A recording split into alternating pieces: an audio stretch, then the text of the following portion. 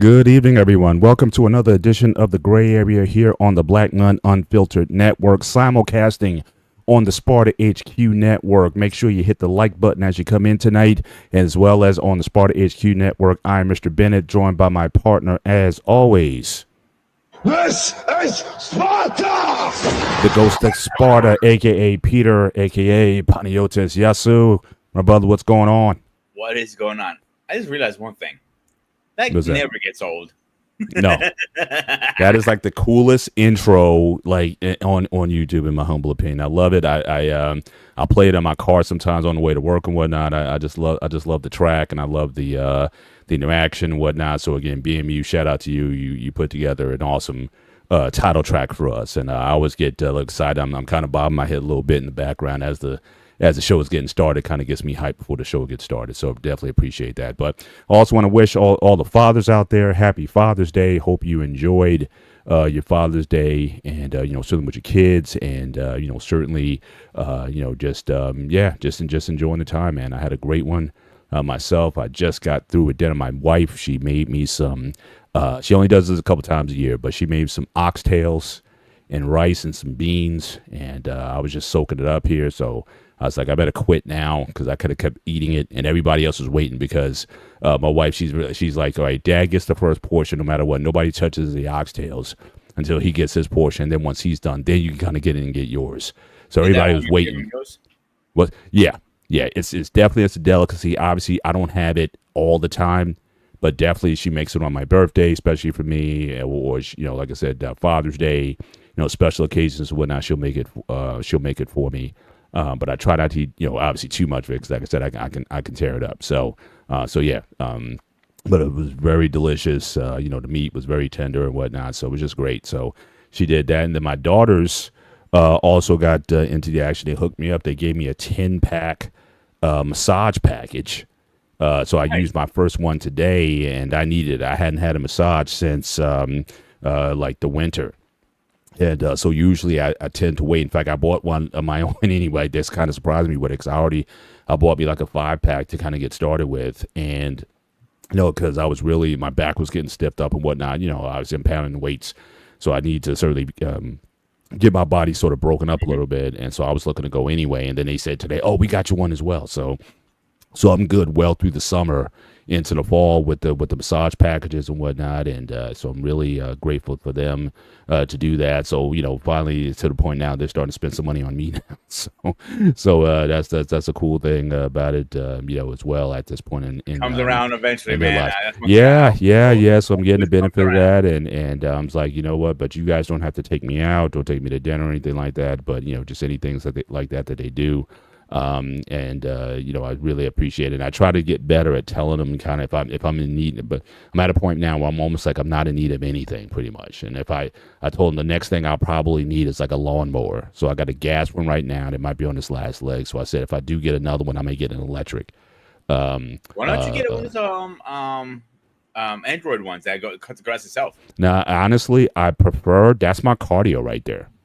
So I'll mow my grass like a couple times a week, and I like getting out there, and that's just another form of exercise. That's just another way, an opportunity for me to get out there and stay active. If I really want to hype it up, certainly I will put a weight vest on and really sweat it out, put a headband on, and really just kind of get out there and work it out that way. So I still enjoy the manual.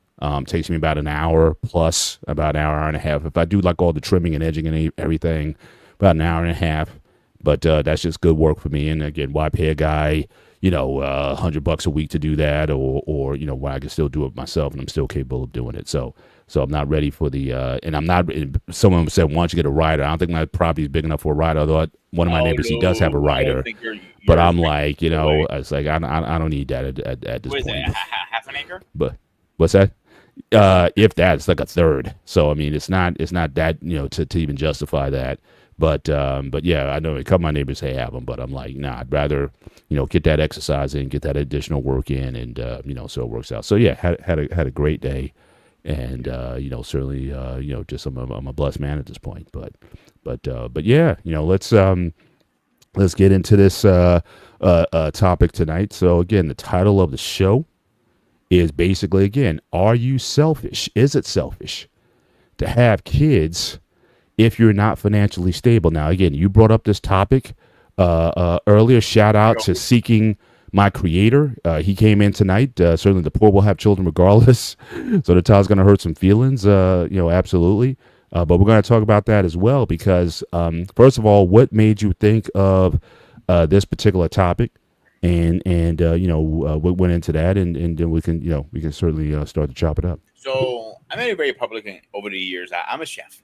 So being a chef at a nursing home at nights, I work with a lot of kids, and I see a lot of kids. What's the word I'm looking for? They're knocked up, and they're not even 15 yet. Some of them are 15 of them. Wow. Yeah, and it's scary. So. And I looked around and it just happened at full on Father's Day. I didn't do it on purpose. It was like, oops, it fell on Father's Day kind of thing. Mm-hmm. And the more I look around, more kids are having kids. And I was talking to one of my ex coworkers when I was working with her, and she goes, "I had kids young, so I can't be on the streets." I'm looking, I'm like, what? Exactly what I said. Wow. That is the opposite what we should be doing at your ages. She's a lot older than me. And I'm 40. I don't want to be on this goddamn street. I don't want to be behind the computer on my on my Xbox or my Nintendos and all that stuff. Right. And seeing all this, it's just obviously we are not living in a time that should be happy anymore. You should watch your back. If you don't have your 9mm on your shoulder and in your hand on the trigger, you're fucked at this point. That's how I feel. And the world is going downhill because all the racist shit is coming back, the sexiness, everything that we fought to get to in the early 2000s that wasn't existing. You looked at it. If me and you met you back in 2001, and we had this conversation, about racism, and you're like, it doesn't exist. That was back in a day. Now we're back to that. I think this is very important. Even when I worked at bars, I see customers bring their kids because it's a bar restaurant. Okay, cool, whatever. The kid wasn't eating because he didn't have enough money. He just had enough money to get himself a beer. What is wrong with that picture? He did not have enough money to feed his kid, but he had enough money to get at one beer. Mm-hmm. Tell me what's wrong with that picture. Yeah. I mean, I think the way I'm looking at this discussion tonight is I think we're certainly dealing with, I guess, some extremes in terms of obviously you have people who had no intention. Now, we did a show earlier, so if you guys in the chat, in the audience, if you guys want to go back, we did a show a couple months ago talking about, certainly the having children in this time, and that there's the growing trend, and it's a worldwide trend, it seems like, in a lot of developed nations. Japan probably being one of the biggest examples of that, where populations are just choosing or just opting out of having children. And, there's a lot of factors that go into that, and it's not just a financial decision. It's just people just don't want the responsibility. What if I raised a kid and the kid grows up bad? People enjoy their freedom. It's not to say that people aren't getting married, although those numbers are going down too a bit. But it's not so much that people aren't getting married as much as, again, people opting out. They'd rather be have their fur babies, have their dogs. They want to travel. They want to do all kinds of things outside of having children, just being sort of locked into that for like 18 to 20 years. And, so we talked about that on a prior show. This one, really, I guess we're going to be focusing really on the economic aspect of it. So I agree with you. I mean, teen pregnancy and whatnot. I mean, the first thing is like people aren't even thinking. I believe when it comes to the consequences of your actions. Just kind of just having sex and not putting a condom on or any kind of control or protection whatsoever. So I think certainly there's an element to that where people are just not ready for it. But even when I talk to older people, when I ask them the question, do you want to be a parent? So these are educated people. These are people who are not teenagers. These are into adulthood.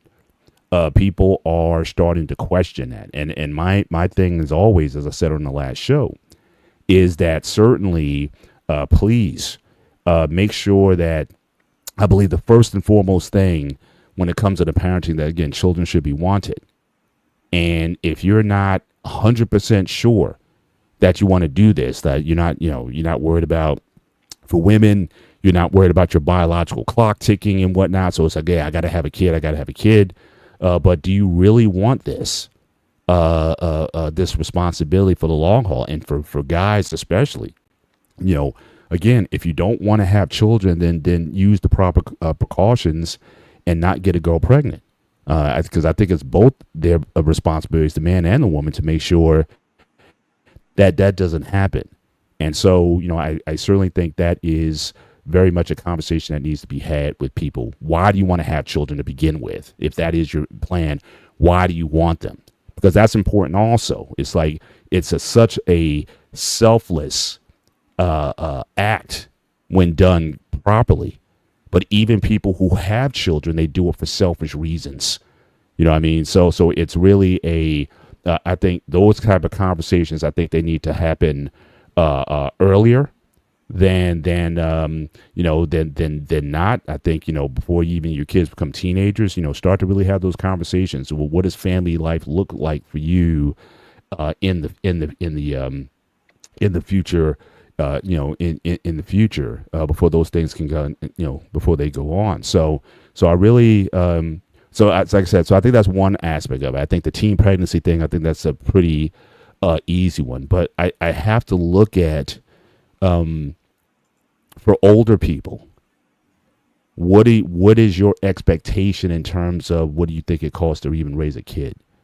Because I think some of these costs, I'm getting a lot of numbers. In fact, I'll show some stuff later on. That, when you talk about the idea of financially stable, what does that even mean?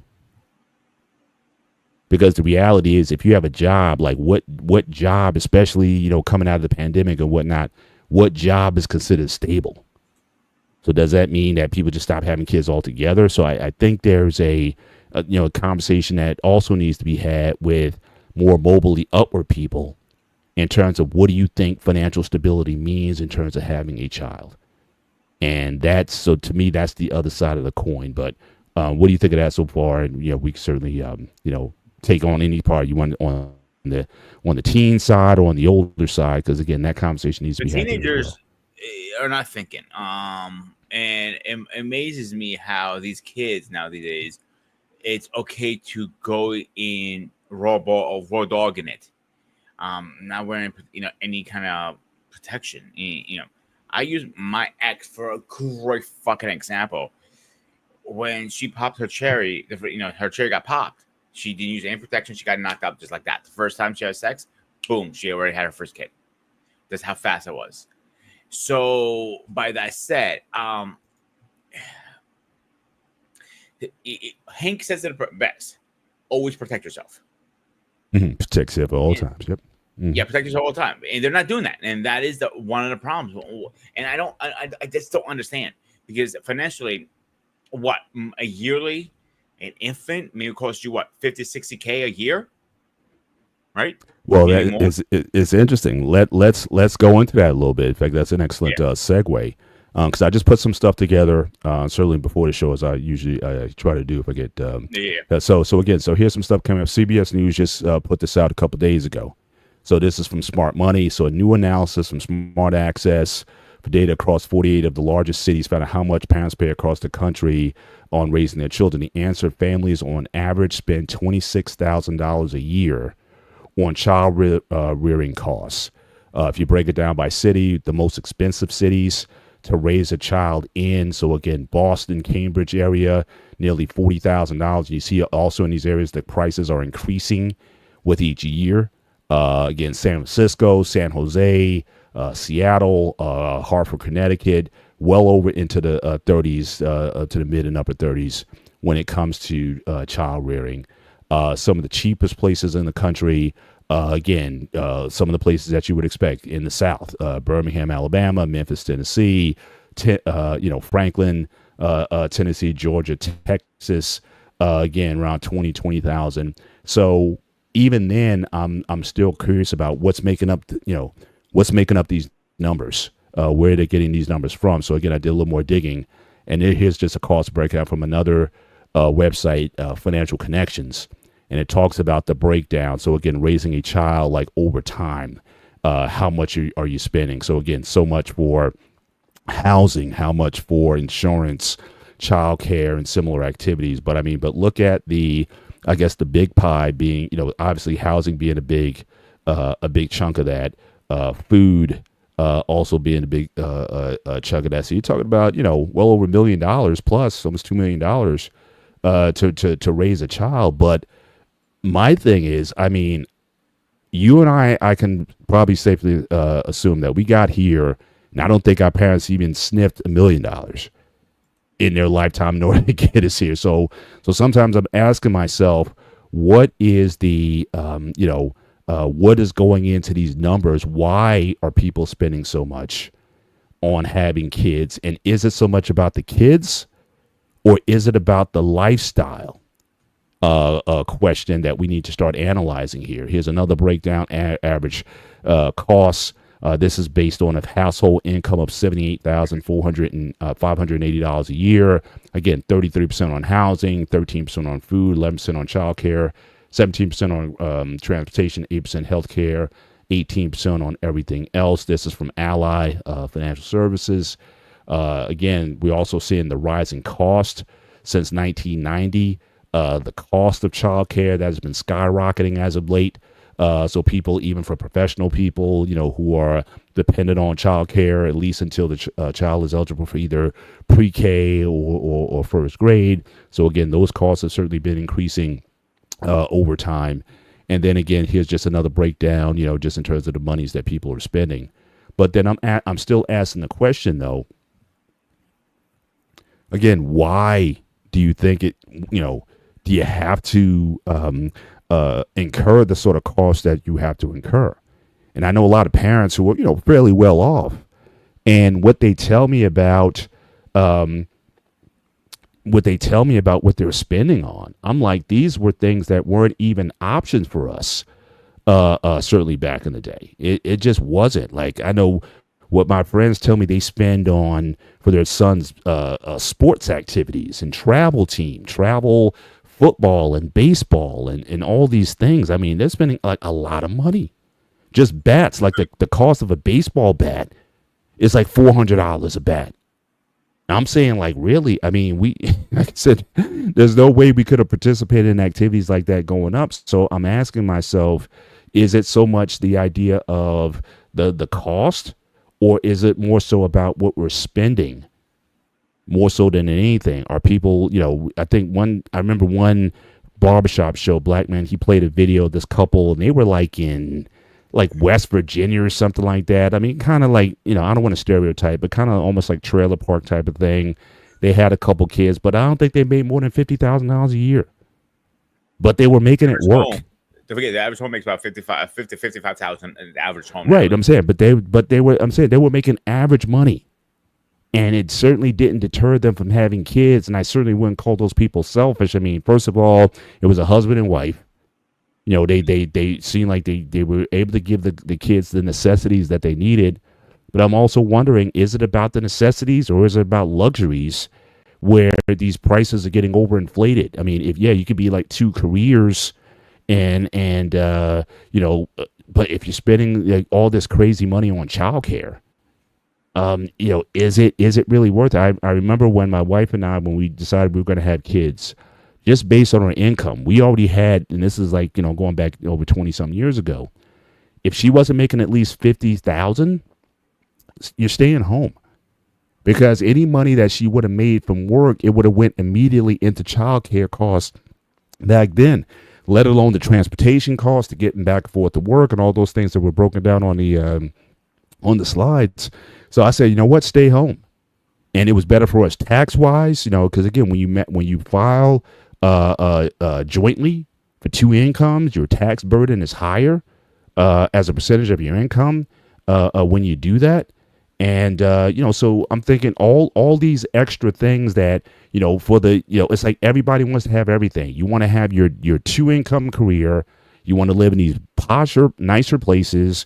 You want your kids to have the best of this and the best of that. You want them to have the best clothes and all these things. But in terms of what a child needs, not what you want or what you may think may want them in. Do you actually need these things in order to raise a child? So again, like I said, on one end we have, like I said, teen pregnancy, child pregnancy. Yeah, to raise a child that you're not in a position to even be a parent, let alone financially, but your mindset is even thinking about having kids. But for those who are what we would consider above average income or well above average income, and you're like, it seems like the price of raising children is being overinflated to such a degree that it doesn't seem viable for people. So here's my little pushback on that whole presidential speech you just gave. Is I actually spoke to somebody who has 3 kids prior to this, and I made sure I always kept that comment mental note. And I asked him, dude, like, how do you get, prepare yourself financially for a kid one day? I asked him straight up. He goes, "It's simple." He starts laughing. He goes, "That's the easiest question anybody ever asked me." You're not. I'm like, shit, that was fast. You didn't fucking think about that shit. You're never fucking ready financially or mentally. He goes, me. Because when I was a father at first, I was in shock, scared as fuck. Then I was excited. Then I realized, oh, fuck. This little bastard's going to cost me an arm and a goddamn leg. Like, I said 55,000. The scale showed what? 30,000, I believe you said, right, Paul? So I wasn't too off, to be honest with you. Yeah, as far as depending on where you live, some of the higher cities, they didn't even have New York there in the top 5, but like New York City, yeah, I would imagine that your costs would be high. But again, that's all conditional too, based on your living situation. Do you have parents living with you? Do you have multi-generational homes? Like I know, like I live in my whole neighborhood is full of Latino families that are multi-generational, people living together, cohabitating. So are we talking about the so-called typical double income dink family, professional family, or whatever, going out there working, paying for all these different things that some of these blended families don't? So I think we have to look at some of that nuance as well, because you have families, especially Latinos, which is again the fastest growing population in the country. That they're also the lowest in terms of household median income. They're the lowest. Black people make more, Asians make more, white people make more than Latinos, and yet they're still doing it. I pass by every day. I see kids getting on the buses to go to school. So I'm thinking, and these folks are not making this kind of crazy money that they can afford, but they're somehow making it work. So I'm just wondering then, what is the cost to really having kids? Funny thing you said that, because you see these kids, these little 5-year-olds and 10-year-olds and 15-year-olds. They have better shoes than me. I'm like lagging. I'm like, yeah. How the hell you wearing Jordans that cost $500 and I'm wearing a $20 old beat up shoe every fucking day? I scratch my head. I'm like, okay, yeah, I guess I take it. But and that makes you laugh because like you said, they make it work. There's no excuses how not to make it work. Listen. You made a decision to put your little wiener in her to get her pregnant, out protect yourself. You should take the responsibility to pay for that kid. And I cannot stand when I hear, men who are fathers who fucking jump ship and did not have to do nothing with that kid. They're not even financially, not even a penny. And that pisses me the fuck off every time, because there are other men out there who want to be fathers very well. Oh, really bad and really well fathers, good fathers. Shape, way, or form, like myself, and you see men out there who are not responsible. So to me, you go get your little surgery, snip your shit, and don't worry about having kids. There's nothing wrong with that. Mm-hmm. Yeah, I mean, I think the responsibility is shared. I mean, there's like 20-some forms of birth control out there as well. Women, again, men may have sex, but again, women decide. Even with some of the prohibitions in the country now, women still, for the most part, still decide if they want to be pregnant or not. You still have in a lot of areas, whether your religious views on the topic or whatever of deletions and whatnot, you still have that option if you want to bring a child into the world. And so again, for both, I'm asking both of them, why do you want to have kids if you want to have kids at all? And again, if you're going to have them, then again, what is the real cost? I said, to your point, does your kid have to have Jordans? Does your kid have to have designer? I remember couples breaking up because the wife wanted her kids to only wear designer clothing and whatnot. The father was like, look, this is too expensive. We can't afford this.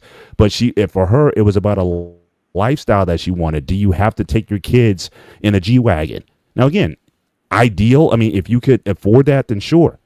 But again, how much of this child raising is based on what we want as individuals? How much of this has to deal with our own materialism, that we want certain things, we want a certain standard of living for ourselves, and if we have kids to kind of go with that, then so be it. But are we compromising the fact that, again, the population numbers are decreasing, people are choosing not to have children, we see what kind of consequences that's going to have on some of these economies, is there going to be a long-term cost when people are deciding to have, or if you have a kid, you just had like one kid. And then what's that going to do to families long term? The number's 2.1. You got to have 2.1 children in order to maintain the population to keep it stable. And if you're not going to do that, then again, you're going to get a population that's going to age out. We all hear about what's going to happen to Social Security. We're all going to hear about, the funds drying up and, all that kind of stuff. And like I said, what's happening in Asia right now. And I know Seeking My Creative was talking about with Japan with, there's economic issues with people having families. But again, there's other ways to do it. Like I said, blended families, communal families. There's all different types of ways you can do this. But it just seems like here you have to have your retirement plan, your 401k. You got to have 2 million saved up at retirement. You got to have your vacations and trips every year as well. So I don't know what is, so again, that whole financially stable, I think that's a question that for me, I'm still looking for an answer to what people look at. If you're talking about if you lose a job, are you talking about having a certain amount of money that you could live off before you get another job? Are you talking about being, or having your own business? I mean, what is the criteria that we're basing the financial stability on? Whereas in generations past, you have families that didn't have nothing, and families were larger. My grandfather came from on my father's side came from 13. My mom came from 9. They grew up poor as on a farm, agrarian society, and they were still able to put their people through. My wife, her mom and dad were blue collar people, and they were able to raise 6, and 6 of those kids have master's degrees. So again, I don't know what the criteria is for stability, that everybody's chasing something and thinking, well, I got to get myself into this right position financially, not only before I have kids, before I even marry someone. And I'm like, what happened with that? Because the longest marriages I know were the cheapest.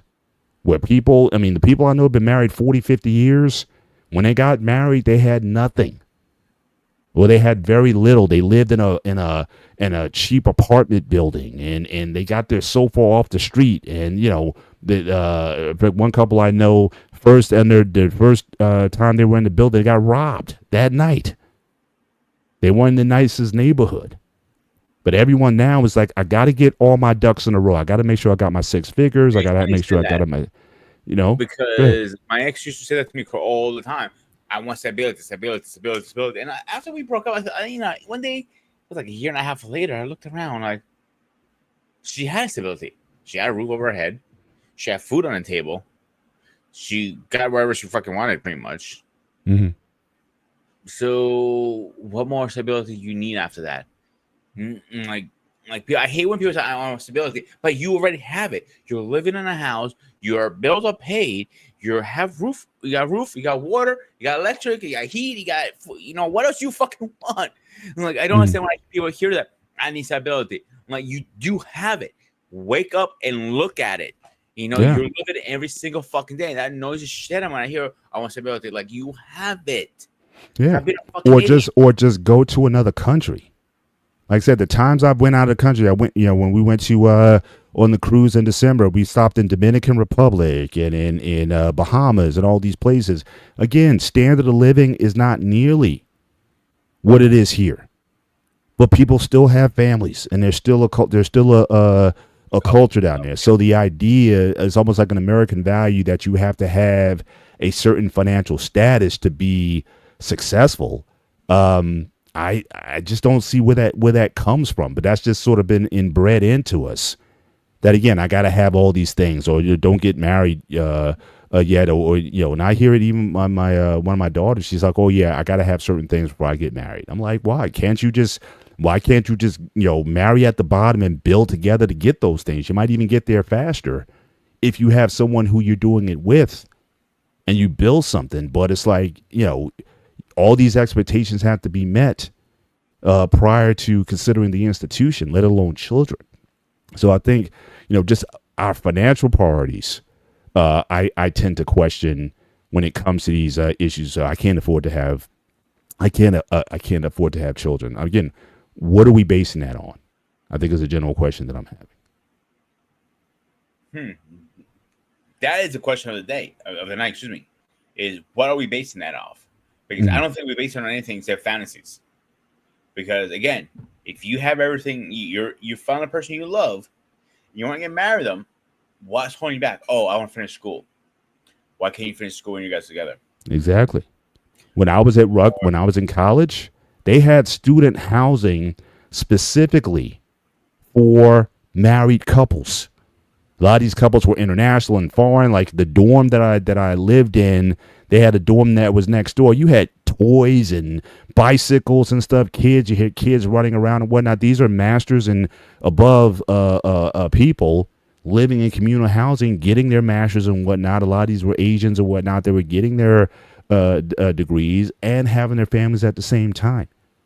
So again, I don't understand that everyone's always saying, I have to do this and I have to do that and I got to get this going. I got to get this going before you make these sort of life, these life decisions. And then you wonder why it's harder. Okay, you're 30, 32 years old. Okay, now I'm going to get married now. But the problem with that, I think, is that you've been living so independency for so long. Can you even live with anybody now? Because you created your own lane, you created your own space and whatnot, and it's harder for these older people to kind of cohabitate, the two becoming one. And they say, okay, well, you keep your stuff over here, and I keep my stuff over here. We got separate bank accounts and whatnot. But if you married at the bottom, and you realize that, look, there's one bank account, and all the money goes in here, and that everything is shared assets. But for older people, it's like, no, this is my money. I made this money, and I did this, and I did that. And you wonder why these people can't stay together or either not get married or they get divorced over financial issues because they have totally different financial parties. They didn't build anything together. And so again, for the older people, 30, 35, and now you want to talk about getting married, it's going to be tougher for you when you were kind of young and dumb and get married in your early 20s. That might have been a better deal than waiting for something, and then you realize, oh, okay, I'm running out of time now. I got to do something about it. But can you even cohabitate with anybody at this point? So I'm going to answer that question the best way I can, because I'm kind of in that situation if you really think about it. So can I live with somebody? Yes. Because the first time I lived with somebody, it was like, okay, cool, whatever. It was comfortable because we had the room and everything. The second time, it was a little fast and complicated because I ended up moving in her house first, and all my stuff ended up in the storage units. So I really had no fucking space. I had like 2 cabinets, and and it felt always uncomfortable for me. It wasn't like my space, if that makes sense. So when we got we broke up and got back together, the second time around we moved in together it was in where I live now, but it was we made it. We reorganized an apartment around to make both of us comfortable, if that makes sense. So I had the office in the other room. This was the bedroom, but because this was the bigger room, yada yada. You give and take, obviously. So, in living with somebody, yes, I can do it, but not everybody's like me. And like one thing me and her used to argue all the time. Like when we, I thought we had to work some things through before we said, the final I do shit. And one of the things we're arguing was the bank account problem. Like, listen, I don't think we should have separate bank accounts. I think we should have one big bank account. One pot. Yep. Yeah, and she argued that. And people jumped in the middle and trying to, kind of here, why don't you have 3 accounts? Like, have your personal ones, 2 personal, and 1 big one. I'm like, I can compromise with that, but she was not going to compromise with that. To go like we're going to, but you know what? You want one person to pay for all the bills, but you don't want to add all the money either. So that's why you didn't want to get the same account. That's what it came down to. You wanted me to pay for everything. So I don't know. I found out the truth, and that's why I'm a big fan of having one share account. If you don't want to have one share account, have one share account, both checks go in. Then you can transfer whatever you want out, 40, 50, 100 is for your spending for the week and stuff. Because you don't want to fuck up the bills, obviously. But if you don't have that share account, something's going to go missing, in my opinion. Yeah. That's my opinion again. Yeah.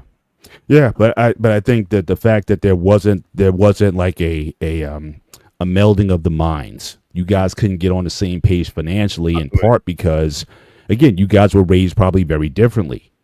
Absolutely. You have different financial values, and certainly that's going to rear its head whether you, in your case, before children came or if you had children afterwards. You're going to have those clashes on financial values. And if that I think that really is something that has to be worked out first before you consider having children. So I don't even know if it's so much about the amount, but again, are your oars rowing in the same direction? You want your kid, you want to live here. You want your kids to go to this school. You want to go, I've heard discussions again. Do you want your kids in public school? Do you want them in charter school? Do you want them in private school? I mean, again, I got Rutgers Prep just down the street from me. It's like $40,000 annually to get your kids into the school. So again, all these private programs. Then the earlier point that Stephanie McCoy made, I talked about this earlier. It's the sports thing. Now again, you played high school sports. You might have did some summer programs or whatnot, but the big rig right now, the big money maker again is all these travel teams, travel baseball, all these private clubs, baseball lessons. It's like these guys think that their son is going to be the next Barry Bonds or something like that. And so you're spending all this money on coaches. You're spending $400 for a bat. You're spending all this money, and then you're traveling. You're traveling to to Florida and Texas and all these places to compete in all these tournaments and everything, hoping to and again, and for what? At the end of the day, is this making your child better? I've known a lot of dads who invested a lot of time in their sons and daughters in all of these different activities. And my thing I'm asking is, what is the ROI on that investment? I mean, have they shout out to Lost in Translation in the build tonight. Appreciate you being here, sir. But I'm thinking again, granted, certainly for a child to have these opportunities, I think is a great thing. But again, at the end of the day, are they really going to be that much further along in life because they were able to play on these teams when, again, the chances of you getting drafted to a minor league ball club or getting to the major leagues or the pros of any sport is like a fraction of a percentage of you getting there. But everyone is just spending all this money on trying to, think that their kid's going to be the next Michael Jordan or something like that, and they're not. But they say, oh, well, it keeps them out of trouble. And the thing that I'm also seeing with a lot of these kids is that they don't have any skills. Like, they haven't had a job. Like, all my kids, when they turned 16, they all got jobs. All of them. We basically said, we also, said, it's like, look, we're going to give you a floor of what we're responsible for. Obviously, we're responsible for your housing, your shelter, your food, your insurance, all those base necessities. When it came to things like clothes, we gave them a floor. Like, we'll give you $50 towards any pair of shoes or sneakers that you want. But if you want the $150 Air Force Ones, you're going to have to work for that. So I wasn't going to have them. So again, all my daughters, they've been working since 16 years of age. So again, that work ethic is there. But for a lot of these kids, kids got them in so many activities all year round. Again, we used to have seasons where, again, you would have an off season. You'd work in the summer and then come back to basketball, for example, in the fall.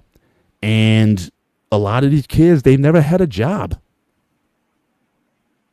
So again, you want to talk about, are you truly preparing your kids for life When you have them in dance, okay, so you've had your daughter in dance from age 8 to 18, spending thousands of dollars a year on dance lessons.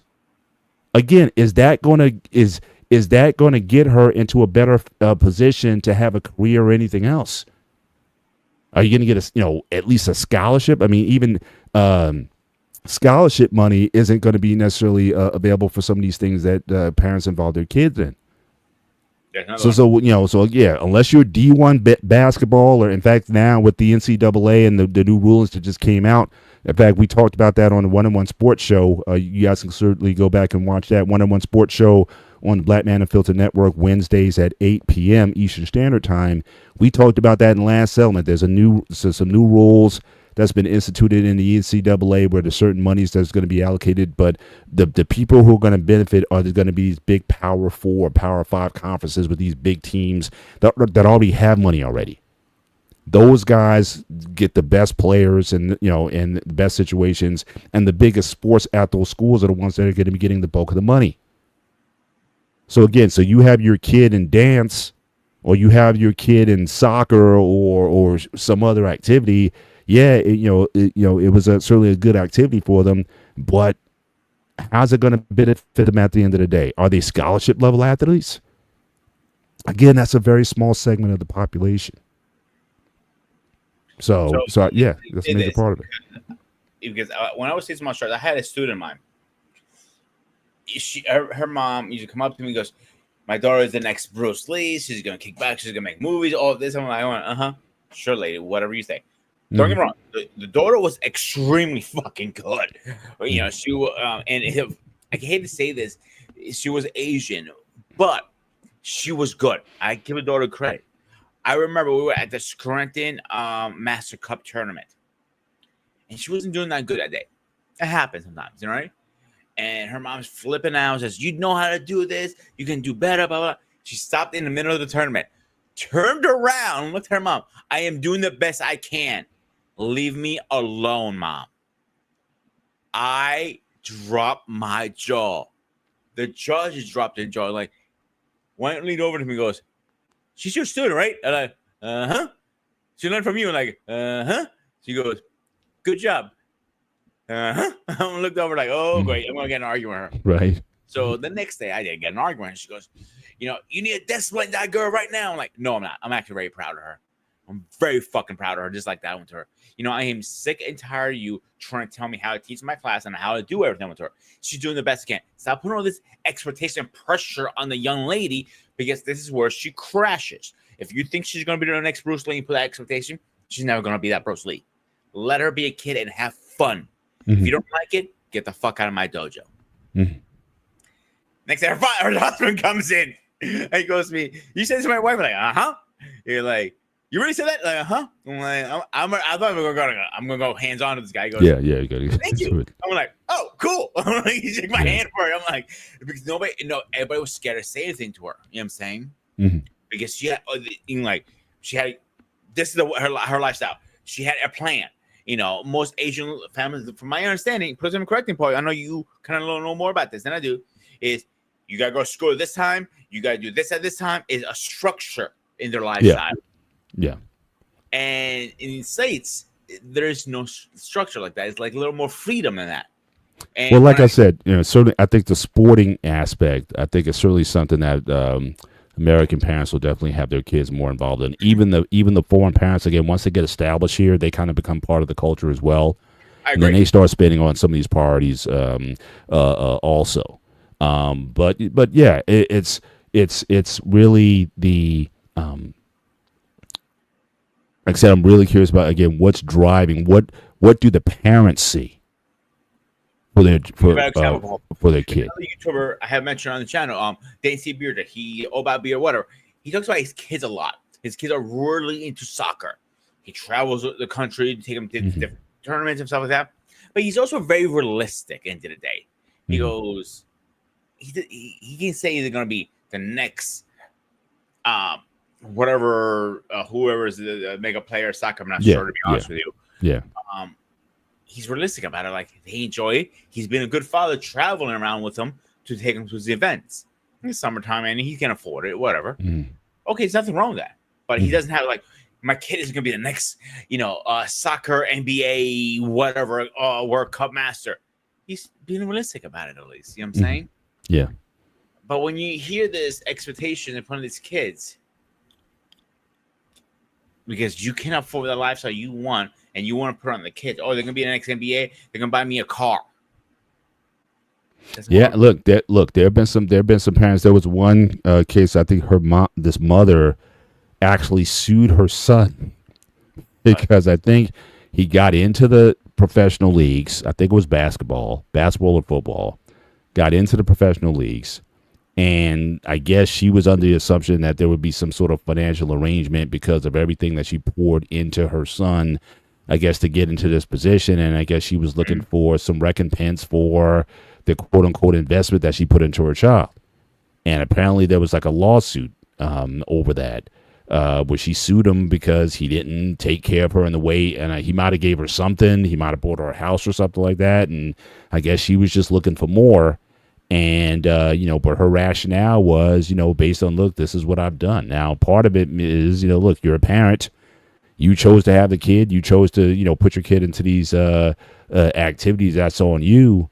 But again, some of these parents do have an expectation that, look, I want my kid to get into the major leagues and whatnot, because, they're looking at their kids as their retirement plan versus, just the kid kind of go off and just be, certainly who they need to be. So, it's definitely, it's an intention with, with the parents doing that. And you've seen, there have been documentaries on that, these dads who push their kids. I know back in the day, there was this quarterback, Tom Marinovich, from the 80s. They used to call him Robo Quarterback because his father had him working out since he was like 18 years old, doing push-ups and presses and all kinds of stuff like that. And, and really once he got to the college level, by the time he did get to the pros, which he eventually did, he kind of flamed out. And he just kind of, had a negative view of sports in general overall. But his father was just so driven for him to be, this next great athlete. So again, certain things you can only push a child only so much when it comes to these things. You can't control that. But yeah, so parents have so again, even if you have the kids, there's going to be some selfish motives as to why you have them. And like I said, sometimes women will have children because they think they have to have them. I'm 35. I have no kids yet. I better get on this thing and I better have some kids. You don't look at the man that you're marrying. You're not necessarily looking at the long term. You just said, look, I just need to, I need somebody. And I'm always saying to myself, it's like, look, you should certainly be married to someone, I think, for a while before you even consider having kids. My wife and I, we were very intentional. We said we were going to be married for 3 years without kids. Now, part of that is because our courtship was relatively short. From the time I met my wife to the time I married her was 10 months. So we didn't have a long courtship. We didn't cohabitate. We didn't live together. We didn't do any of that stuff. So I thought it was important for us to see that, are we compatible enough to bring children into the world? Because again, certainly I came from a past and a childhood where, again, my parents weren't necessarily, for reasons oftentimes not even their own fault, but they were not equipped to be, the parents I needed them to be. But certainly, my wife's family wasn't the most stable either. So we definitely wanted to be sure. We wanted to make sure that, we're going to be good, because again, kids is not going to improve your relationship. Kids will stress your relationship. And if your relationship on the outside isn't good, then again, adding children to the mix is not going to improve it. And so we were very intentional about that. But that's my big message to everybody. It's like, be more intentional. Whether you choose to have kids or not, I would rather someone say, you know what, I just don't want children because I don't think I have the temperament, I don't have the character, I don't have the patience to be a parent. I think it's better for a person to have that full admission and conversation rather than having kids that you then, in the back of your mind, subconsciously or not, you may even hate having. So it was one of my chefs. One when I first got into the professional cooking part of my career, and his name was Steve, Chef Steve. You know, when I met him, you know, he was about to get married, and he was working 2 jobs, and his wife was working 2 jobs to just pay for a fucking wedding. They were going to DR. They rented this whole hotel. They rented it out. I'm looking at him like, how the fuck you afford all this shit, bro? Mm-hmm. Yeah. Like, the numbers he was giving, and this is back early 2000, 2010s, the early 2010s. Right. And I'm looking at him like, how the fuck are you? I want to know how you're fucking affording this, bro. Seriously, like that's another factor. I mean, you know, obviously was it last week or the week before? I was at a wedding. I mean, so I came, 2 weeks ago. like I said, we were you know, I mean, the venue, gorgeous, the food, immaculate, and I'm just thinking, yeah, this costs a lot of money. And again, for these kids who certainly who got married, I don't even think they recognize how much went into. I mean, I'm sure they know the price, but again, the sacrifice that had to be made by the parents to sort of make that wedding happen. But again, if you were to take that, who says that you have to have a $30,000, $40,000, $50,000 wedding? If you were to take that money and put it into, let's say, if you're worried about kids, what if you put that money into a college savings account? You put that kind of money in up front, and by the time the kid turns 18, what is that savings account going to be like when they turn 18? So you're worried about expenses for college. Well, there you go, right there. The funny thing about that was once his wedding was over, he resigned, and I saw him about 2 months afterwards. And he lives in my area too, so we were just bullshitting. I just, you know, funny thing, we were getting gyros, both of us. I go, hey, what the fuck you doing down here, bro? I go, well, my wife is craving gyros. Oh, like, craving? He goes, yeah, she's already knocked up. Like, how the fuck did that happen so fast, bro? You've been married only 2 months. He goes, like, she was in a hurry. I really did. It was her way or no way. I'm like, a little bit too fast, my opinion. Hey, he's still married with 2 beautiful kids and a whole house and everything. Like, sometimes you've been wrong too, boy. It works sometimes. Sometimes it doesn't. Yeah. Like, it just makes you think sometimes. Yeah. Like, I want to have just highlight here. Shout out to Intelligent Neanderthal Caveman in the building. Again, thank you for coming through tonight. It's a biological narrative to produce. Now, I know our guy, Reckless Ray, he says the same thing. Honestly, I disagree with that. I don't think it's necessarily a desire to reproduce. I think it's a natural thing to want to, the act of producing. I think we're just sexual people. But as far as having kids, especially again in today's narrative, in today's time, the more and more people who you talk to, again, having children is completely optional. And I've seen this especially with, again, immigrant families. So if you come from a culture of families and whatnot, but that was a natural thing, let them spend some time in the United States for any length of time. Let those children grow up in the United States. They're going to have very different values than that of their parents and those other people around them that they don't want to continue on, at least not at the rate, not at the size. They enjoy the benefits of that community. They love the gatherings and they love the social aspects and they love all those things. But do they want to have 3, 4, 5 children like generations in the past? No. 2 is like tops. So again, when I had 3, I'm in rare company. I know, very few people who even think about having more than 2 children.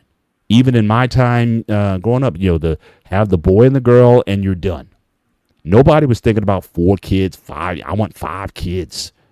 Unless you were devoutly Catholic or Mormon or some other, conservative religious sect where you take the imperative to be fruitful and multiply literally.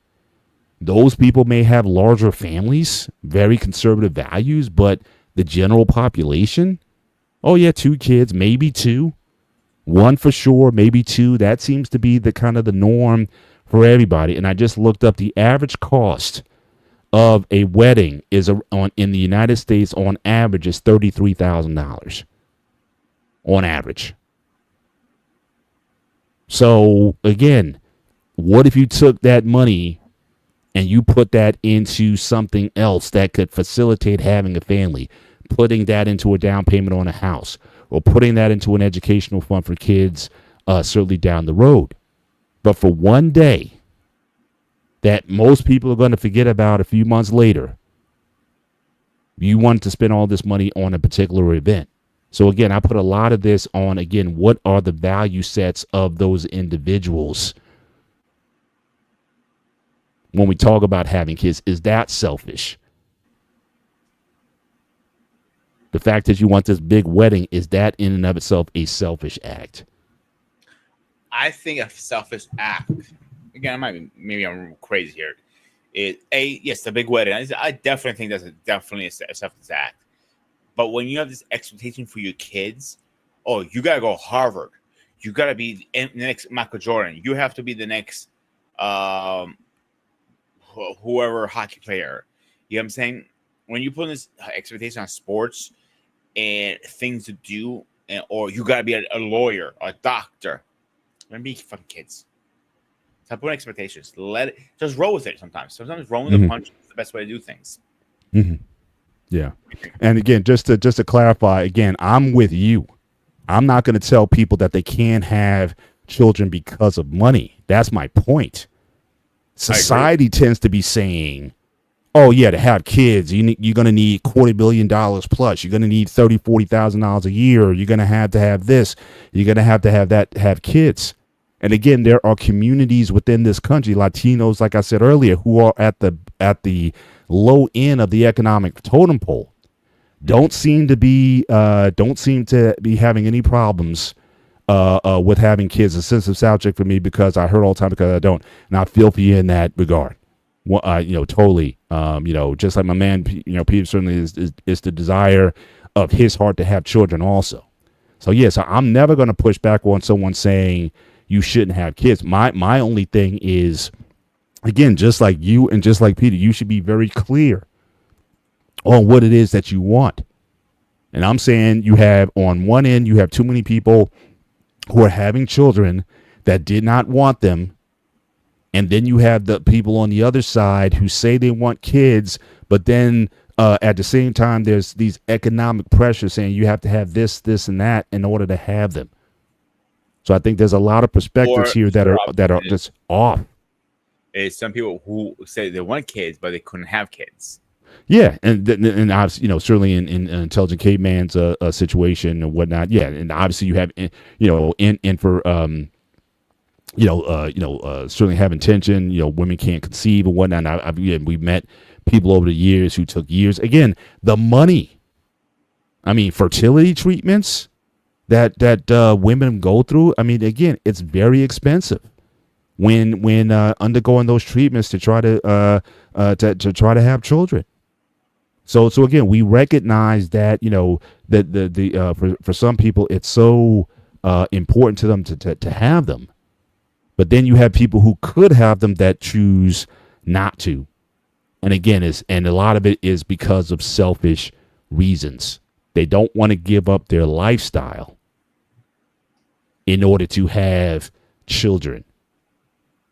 And so again, there's a lot of different agents here. There's a lot of different views and opinions here on this subject. But just getting to the general question, is it selfish to have kids if you're not financially stable? To me, unless you define what financial stability is, I'm going to say no.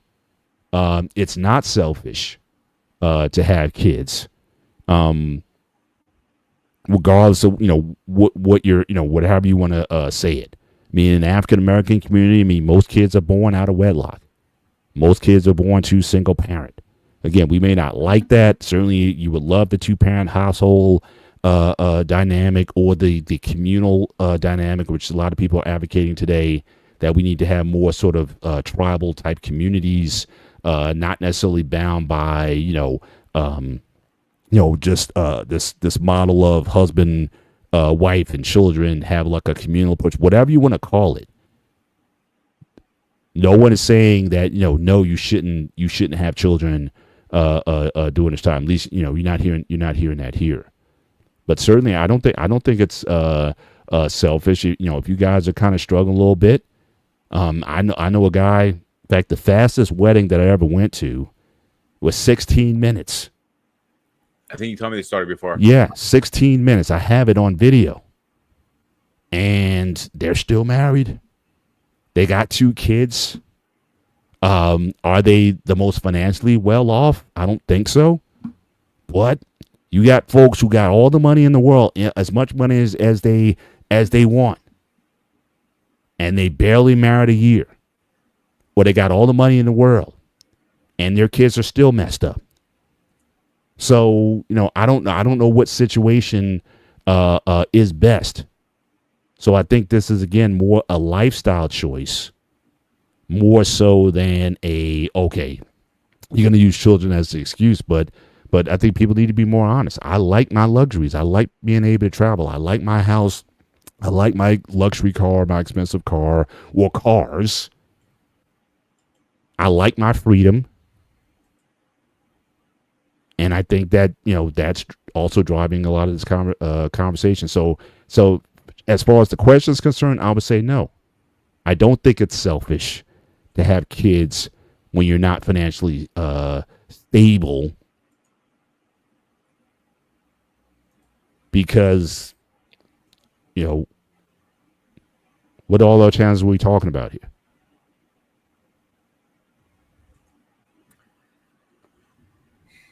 So people don't want to give up on things. That's number one. We already established that part. Can we both agree on that, Paul? Yeah. But having a kid it shouldn't be a burden or a chore or anything like that stuff. It should be a gift to your lifestyle. So it'll be a blessing. Mm-hmm. Because there are people out there like myself, I want fucking kids. And you say, hey, no, no. So, okay. But when you have people who don't give a shit about changing their lifestyles a little bit, listen, as long as I have a roof over my fucking head, a nice house, car gets from point A to point B, I'm straight. Even that car I have out there, I can downsize it. I'm cool with it. Mm-hmm. As long as, my family's take care of, that's the most important fucking thing to me. And that is where people will go wrong sometimes. Oh, I still need my Jordans. I still need my, Tom Figure this. I need my Kevin Klein. I need this and that. You don't need that. Mm-hmm. Because when you kick the bucket, you're not going to have that stuff, are you? Can't take it with you. So for me, then the question, the way you're framing it is, the question is, how many people are willing to downsize their lifestyle to have children? So if you can't have it all, if you're not one of the blessed few, we still talk about only less than 10% in this percent of people in this country make over $100,000. What the hell are you smoking? Because I'll give it more like 1% now at today's market. Well, I'm just saying it's low. I'm saying the majority of people are not making 6 figures. Although everybody in YouTube seems to like they're making 6 figures. My thing is the majority of people are not. But again, let's say if you might be in that position, maybe a little bit higher, whatever, are you willing to, again, sacrifice some of that lifestyle to have children? And if you're not, then is that considered selfish? Then who's the selfish person then? You are. So I mean, so again, you can take. It's 1% of people who can afford it. All right. Let's say. But again, what does that mean? Smith. Hang on. Jeffrey Smith, right? He can't afford it. But Michael Jordan over there. Oh, no, it's a bad name. Dale Dicklinish over in the other side of the country. He cannot. Hey, I got to come over with a fucking name here. I'm working what I got here. Fuck off. BME is going to capture that. That's going to be a shortcoming. I hope he captures that. And next time I go out to the barbershop, and that's where he comes up. And he better. If he makes that short, I want the clip. Oh my gosh. Anyway, so the dick, small dick mister over that side of the world, he only makes 50,000 a year on a good year. Overtime. He can't afford something. Maybe he had downsides, but he really wants to buy a house with family. That's the working man. Mm-hmm. Remember what one of the old wrestlers says, the working man. Remember that song? Yeah. And, it's nothing wrong with that. He made those sacrifices. He did what he knew. Maybe he made it work. Maybe his wife might have to work too. You know what I'm saying? Maybe the in-laws have to move in with him, or his parent, or somebody. It's always a way. It's always a way. Mm-hmm. You have a will, it's a way. Very simple. Yeah. Would you live in a trailer park? I mean, we went to South Carolina for a family reunion a couple years ago, and we got an Airbnb in this nice little it was a 3-bedroom trailer. It was nice. I mean, I'm looking at it, and I'm thinking if for a first house, right? Okay, it may not be like your dream house, although they built the deck onto the extension on a screened in fence and everything to keep the bugs out and all that or whatever. But I'm like, if I could just kind of roll back time and said this was an option to me, and I could have bought one of these things for a fraction of what a traditional in-ground home would be. I'm like, I was telling my wife, I was like, you know what, I could have been happy here. It was well kept. They had all the luxury appliances and everything. I mean, they had it had what's needed to have a home in. I mean, I've always been kind of very simple. I mean, most guys all give us a room with a TV and a kitchen and a refrigerator and plug up our Xbox or whatever it is and we're good. I mean, I realized just going in there that I didn't need much to have a substance or subsistence in that place. And I was telling my wife, this would have been a nice first home for us. We probably could have been here maybe 5 to 7 years, maybe had our first kids in there, and then maybe once the place got a little bit small, maybe we need to look for a bigger place or another place. But again, as a starter, I'm like, this was a nice little setup. And they've certainly come a long way, because when I was a kid, I lived in Georgia for a while, and a lot of my family members lived in trailers. That was like a big thing in the South. But these modern ones now, they're definitely up there in terms of amenities and whatnot. We've seen, I think one barbershop show, there was we had a barbershop. We were talking about these homes, like $100,000 homes, almost like pop-up kind of locations or whatever. You can live out in the, maybe like in the woods or something like that. And it's like a home for like 100,000, like, these modular type of homes that could be set up in, a few days. If that, for a family, it's like, what? That's not a bad starter. But then how many women be like, well, look, I'm not living in that. Oops. You right over there? Yeah, I had a little something there. So I mean, people are like, I'm not living in that. But again, it doesn't have to be your future. And certainly, like I said, if you didn't spend $30,000 on a wedding, you can basically pay off half, if not a third of the place when you're there. Then sell that off and then do something else. So I'm not saying you don't have, again, have a start, but everybody wants to start at the top. And I think that's, you'll be chasing that proverbial top. Oh, when I get to this part of my career, when I get into this position, when I get to this income level, when I get here, then I'll settle down. Or then I'll have a family. And again, I think a lot of people are just shooting at something, and I don't know if they'll hit it or not. So I'm saying I don't think there's a perfect situation, but if we look at these extremes again, I'll reiterate, I don't think teenagers who, certainly unequipped, you don't have a job. I think you have to have a floor. But I don't think you have to be at the top either. I think we have to come to some sort of balance in order to start a family. I just don't think it takes having all those things in order to do that. And shout out to Anissa. First of all, certainly appreciate. I'm not sure if you ever joined us on Gray Area before. I appreciate you being here tonight. Anissa, always a favorite. Certainly enjoyed many times sharing the platform, the Tuesday Talk Tuesdays on the BMU network. So I appreciate you having your comments here. You should not be having children if you cannot take care of basic necessities, in my opinion. I agree. The question is, what are we considering basic necessities? And I think for a lot of people, the floor for basic necessities is higher than I think what it necessarily needs to be. I mean, you should definitely be able to, again, have a floor.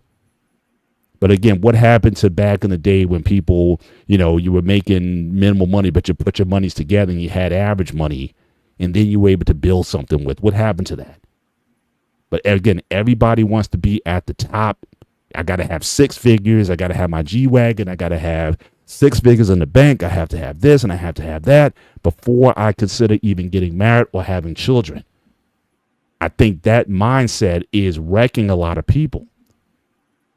Yeah, food, shelter, and healthcare. Again, it doesn't take a ton of money. What type of clothing are you talking about? You want designer brands? Or can you buy your clothes at Costco? People are like, I ain't buying clothes from Costco. My kids are too good for Costco. I've heard people say that. Healthcare, if you have a somewhat of a stable job, if you work at Costco, they have excellent benefits. That's why people work at Costco. Stephanie, who was in our chat earlier, she works at BJ's and she makes yeah, those wholesale chains, they have excellent benefits there for the employees. Yeah, a couple of the rules she tells me she has to deal with is kind of weird in my opinion, but I have never worked in that type of field myself, so I cannot sit there and say yeah. You know what I'm saying? Mm-hmm. So yeah. So I think people have and are doing it for less. I think people are like using excuses. That's my issue. You know what I'm saying? Yeah. Listen, first of all, let's get the bullshit out here. Let's have kids. Stop having fucking kids. That's number one problem. Let's stop that, right? Yes. If you need to put a lock around somebody's goddamn penis or put a thing around bring back the what was that? The chastity belts. We need to bring chastity belts back. Robin Hood and Men in Tights. The thing she was wearing with the lock and everything. Yeah. It said bring the chastity belts back. I guess. Yeah. Yeah. Whatever we have to bring back, let's do it. Let's have, like Teen Mom was a great example. I was 16 and pregnant. Mm-hmm. To me, that was the worst driver. It was supposed to be educate kids to stop having kids, but I did the opposite. I told kids, "Yo, go get fucked and get pregnant." Pretty much, that's how kids. Oh, I get pregnant. I can get on that TV show now. Mm-hmm. It backfired. It was so backfired on people's faces. So let's stop there. Number one, all right. So when we get that out of the way, when they're old enough, Eric, have a good night, my man. When they're old enough, like 21, 22, maybe, maybe they should start thinking about having kids and take the key off. You know what I'm saying? Yeah. But we're not thinking that. And that's why I think the worst all fucked up. Kids are having kids. And now when the kids are old enough, they're pretty much almost half. Like, I feel like, okay, people say I am the prime age for kids right now because I'm in my 40s for a man. Mm-hmm. Because you're not a kid, raising a kid. When your kid is 18 and you're only 20, 29, it's, you think you're still a kid at 29? No, I'm saying people saying that. Mm-hmm. I'm saying like when your son is 18, you're 29 as a man. Okay, let me rephrase that. I think you're still a kid mentally to your 25. Okay. That's my personal opinion. I don't think your brain matures more than that. Yes, they say women matures faster than men. I'll cue you that. Yes, I cue that. Mm-hmm. But is your mind mature enough at 25 to before 25 have a kid? Mm-hmm. Answer that question right now. Yeah.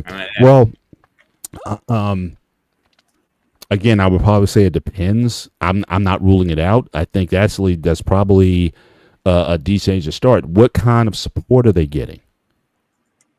I think that's part of it. If you're talking about if they come from, if they're strong male figures that are setting examples for them in terms of what that can be about, if you give them time. One of the things about these blended communities that I'm always talking about is because they have the same problems. When you talk about teen pregnancy, again, Latinos are amongst the lowest. They talk about the average pregnancy rate for a Latino woman is like 15. It's lower than black women. Yeah, it's lower than black women in terms of the age. But again, they build a community that is able to support and handle it. Mm-hmm. Men are around. It's not just and it's I think the difference there is, again, you don't have as much as with the single. I'm not saying everyone's married, but again, it's like the father is around. And a lot of times what happens is that kid is given an environment where he can build up. Okay, so you're going to be working a trade, you're going to be working something until you get up to where you can start taking care of your own. Mm-hmm. So again, I think if there's a support system, then I think you can have children younger. But I would still say give yourself some time. So let's just say you get married, you meet someone 21, 22, you get married. I would probably still stay, wait a couple years at least.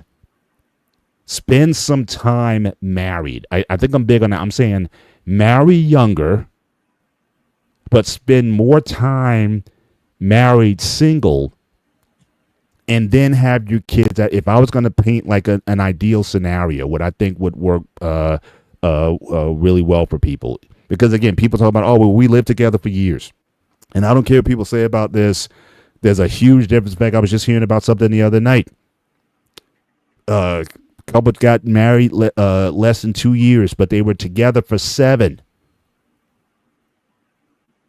So if everyone says it's just a piece of paper, it's just there's a difference between cohabitating with somebody and being married to somebody. And I'm saying give yourself some marital time that you can really flesh some things out. And then, if that goes well, then start your family. So again, if you get married in your early 20s, well, about 25, 26 or whatever, yeah, you start having kids. If I was like, what's an idea? Like what I would want for my daughters. Now I got one going to medical school, so things may get pushed off a little bit for her in terms of that, but she's very much, wanting to have, be married and have family and whatnot. So that's definitely on her radar. But the other two, that's why I would say also around that age bracket is probably good to start, having kids, but give yourself some marital time. So I don't think it's too young if, let's say, you're 24, 25. But again, is your dad involved in your life? Was your dad always present in your life? Was he in the home with your mother and you saw there what a man is supposed to be? Yeah, I have no problem with 24, 25 having children at 24, 25. Some of this manosphere stuff where they're talking about, a man doesn't come to his own until like 40 and kids, man shouldn't have kids until 40 and whatnot. I'm sorry, I don't go that far.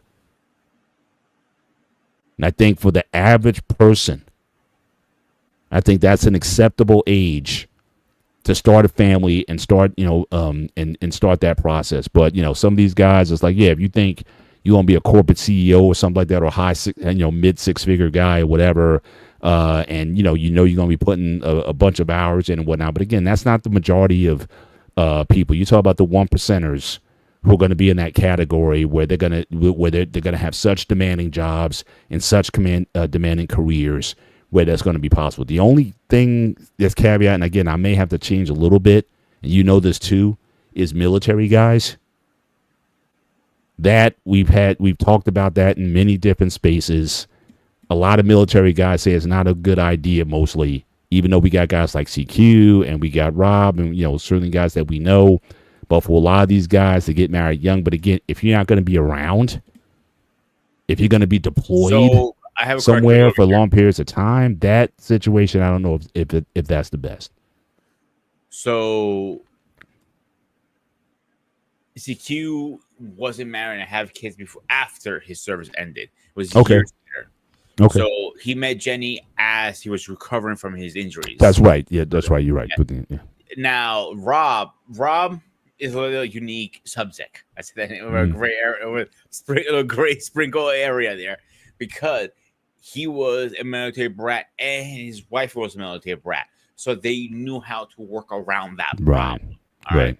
Now, King is another good example because he was married into the military, meaning he met his woman in high school, married her, thinking it was going to work out. He thought he was going to hold off for kids, and I'm having kids. When right before or right after he found out he had a heart condition, before he got medically discharged, he was okay for a while, but they ended up separating and divorcing in the end. So it didn't work, and they worked together most of the time. They were everywhere he went, she went, except when he was, his deployments are a little different, Air Force a little different versus other branches. So he was different. Does it work? Yes, it works. I know my buddy Wolfeye, before he passed, he made it work for years. You know what I'm saying? It wasn't. The cheating was his wife cheated on for a whole different reason. It wasn't because he was gone too long. Or finance was like, it was a whole different story. That's a conversation for another stream.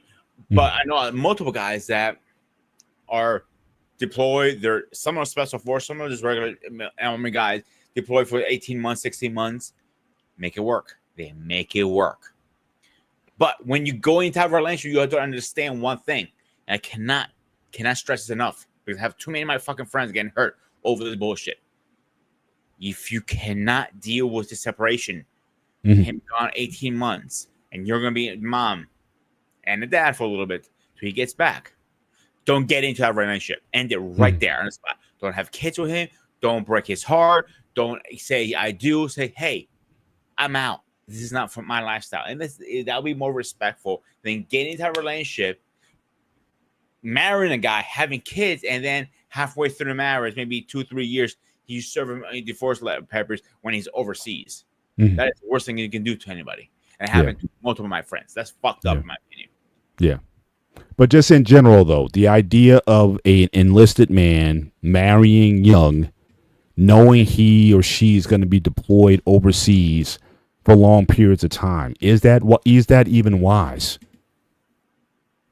Just for the average, I mean, I know we have exceptions. I know, like you said, the Rob comes from a military background.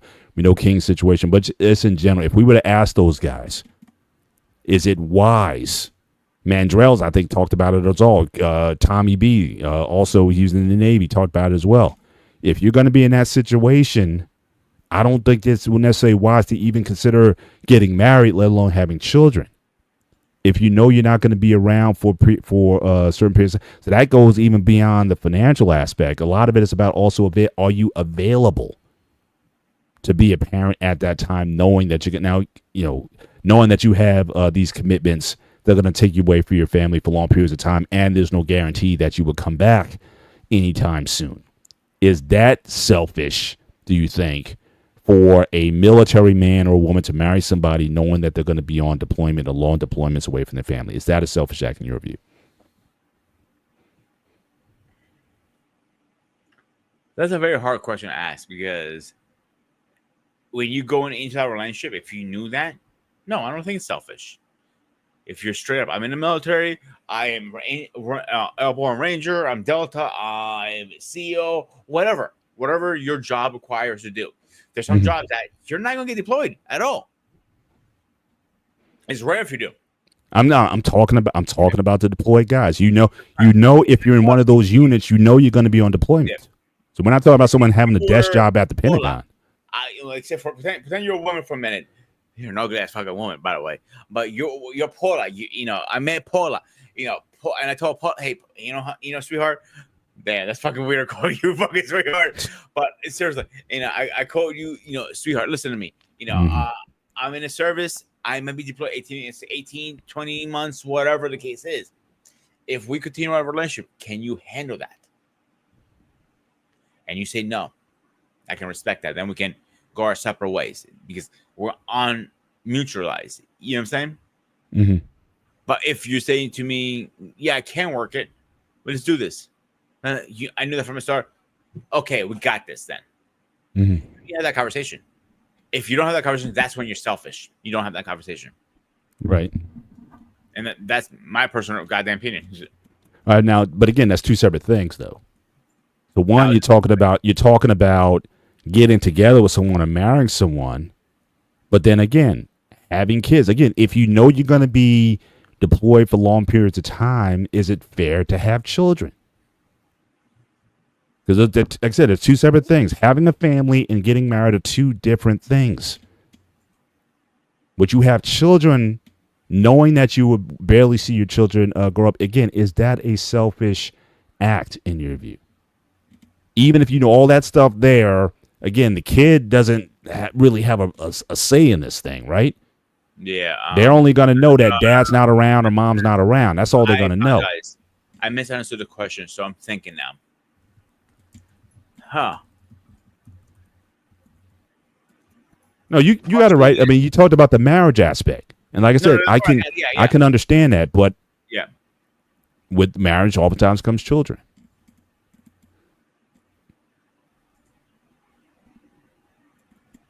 It's a 50-50, I want to say, Paul. I think it is a 50-50 mix here. Because 50%, yeah, it is a little selfish. You're not being in the kid's life sometimes, a good percentage. And if you're a son, the son needs his father at the end of the day. You know what I'm saying? Mm-hmm. But the other mix is like, it's not fair for him either. Make sense? Yeah, explain that latter part. Well, apart. You said it's not the same for him. You're talking about for the military person? No, for his son. It's not fair for his son not to It's have not his right. father. It's not fair for his son, right? So it's a mixture. So again, is that selfish for you know that you're not going to be around for long periods of time? Let's say, and forget military. What if you're a pilot, like one of those you fly international flight 747 for UPS? So you're gone for like half the month or 3 weeks out the month. One video I remember watching, there was like wife of an aviator, like a pilot like that. So what is your she's, I said, obviously they had a family, obviously they made it work, but again, she admitted it is not an easy lifestyle because he is going to miss things because he's flying to Tokyo, he's flying to, these big transatlantic flights and whatnot. He's home for stretches at a time. And he may have to come to a point to say, look, my kids are at a certain, or you can say my kids are at a certain age, my kids are becoming teenagers. And you might need to switch your occupation. You may have to go to something that's more 9 to 5. Maybe do local aviation, local private jets and whatnot, where you leave in the morning and you're home every night because you're flying like private Lear jets, corporate executives and whatnot, rather than the big jumbo jets flying all around the world. So again, some guys at some points you may have to do those sort of things. But certainly, for a military, when you know that you are an enlisted man, you're part of an infantry unit, and you're going to have these stations in different portions of the world, having children, that may not be the wisest move. We got certainly Coach Ferg, certainly in the building. So again, he's certainly former military. Not wise. Wait until you come home to marry. Even then, you may deploy. If wife is bad, she will put the family at risk. And again, we've heard this from other militaries at Mandrell. We've heard other guys talk about, maybe not their personal situation, but obviously guys that they know in service, the fact they go home and the kid that is with the woman, it may not even be theirs. So again, don't get me started with that one. That's a whole different animal. That's another one. That isn't, yeah. Yeah.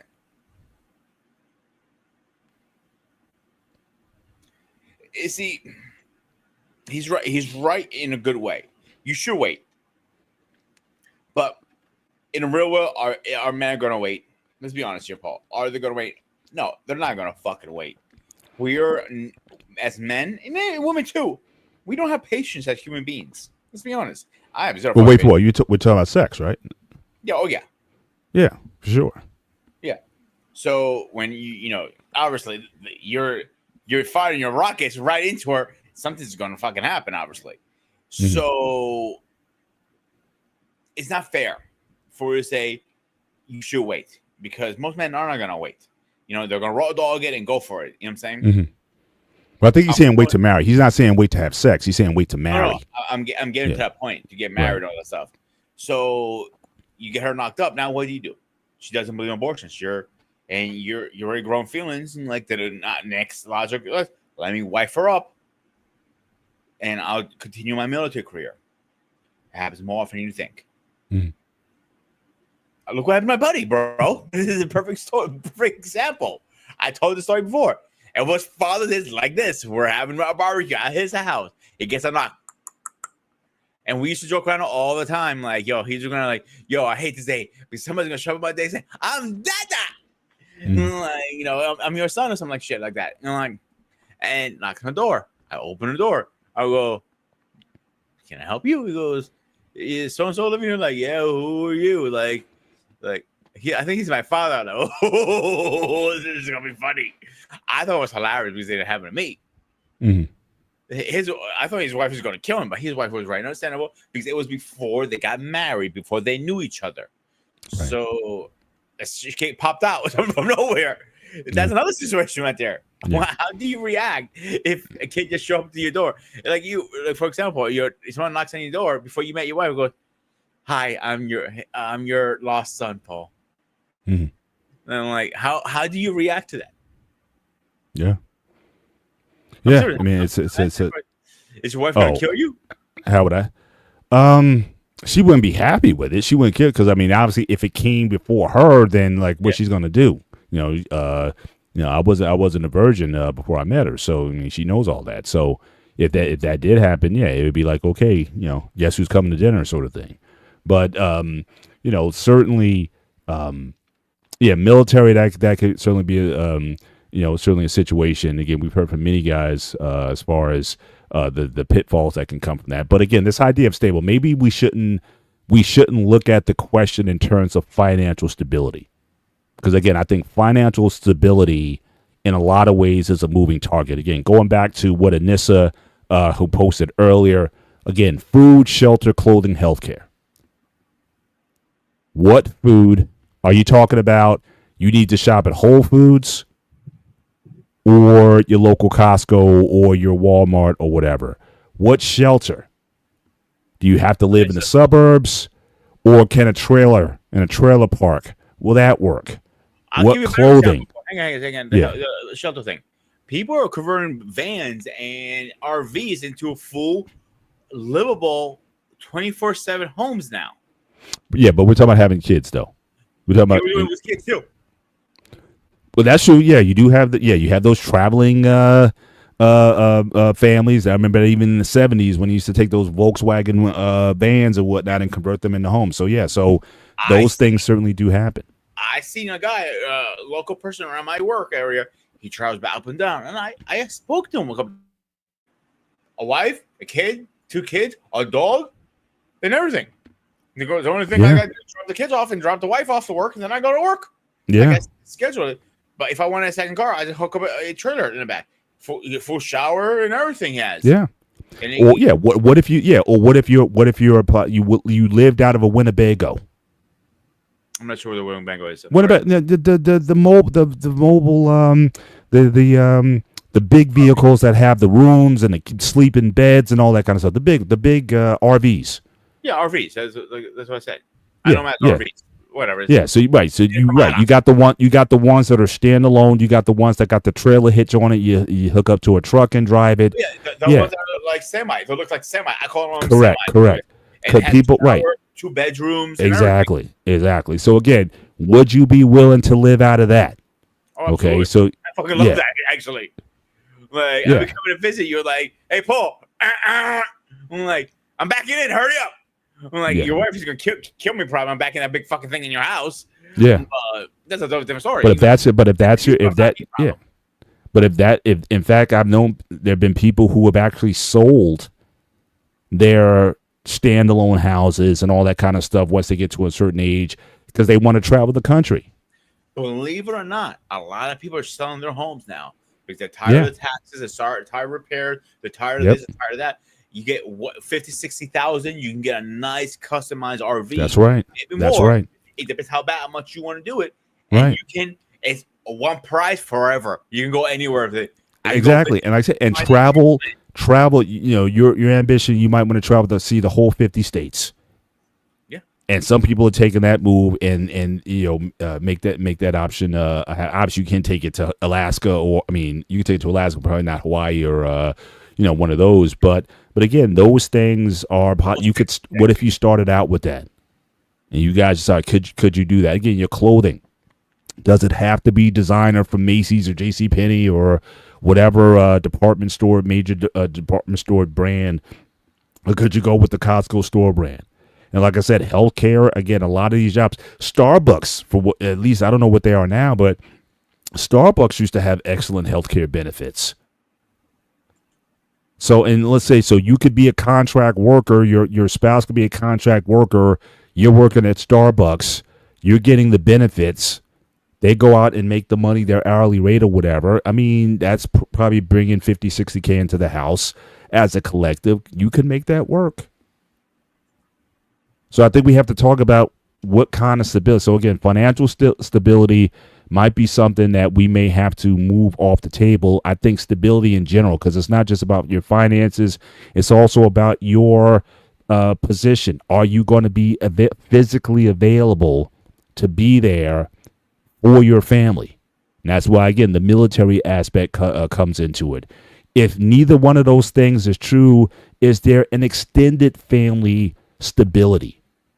And again, a lot of these other cultures come with that stability. So yeah, you may have a child in your teens, or you know, you guys have a child without marriage or whatever, or you get married young but you don't have the means to live on your own, but you move into the house and you live in that house until you get to a certain level of financial stability to leave. So I think it's one of those things. There's cultural stability. There's, in terms of your positional stability, are you there? And yes, there may be a certain modicum of financial stability that is required. Either that's through yourself or through your parents or extended family that needs to be there. But I think in all those instances, I see no reason, and we see people having children and having families in that regard. But for some communities, people are thinking that I have to make six figures plus and have all these material things in order to have a child or children.